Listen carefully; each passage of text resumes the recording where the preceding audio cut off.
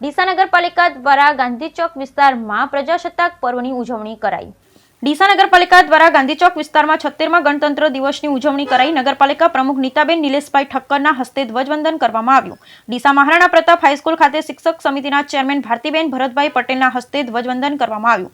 ડીસા નગરપાલિકાના ચૂંટાયેલા સભ્યો સહિત મોટી સંખ્યામાં આગેવાનો ઉપસ્થિત રહી તિરંગાને સલામી આપી 76મા ગણતંત્ર દિવસની ઉજવણી કરાઈ। સમગ્ર ડીસા શહેરમાં દેશભક્તિનો માહોલ છવાયો। બ્યુરો રિપોર્ટ ભરત ઠક્કર, ડીસા, બનાસકાંઠા।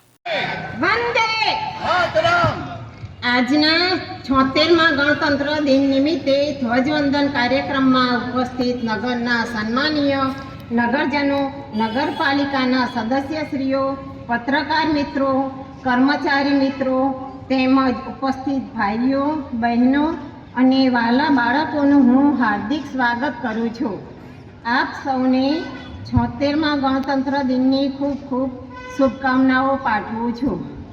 મારા વાલા નગરજનો, 26 જાન્યુઆરી 1950ના દિવસે આપણું સંવિધાન અમલમાં આવ્યું અને આપણો દેશ વિશ્વનો સૌથી મોટી લોકશાહી ધરાવતો દેશ બન્યો। આ દેશને સક્ષમ અને મજબૂત સંવિધાન આપવાવાળા બંધારણના ઘડવૈયાઓના ચરણોમાં આજના દિવસે હું કોટી કોટી વંદન કરું છું।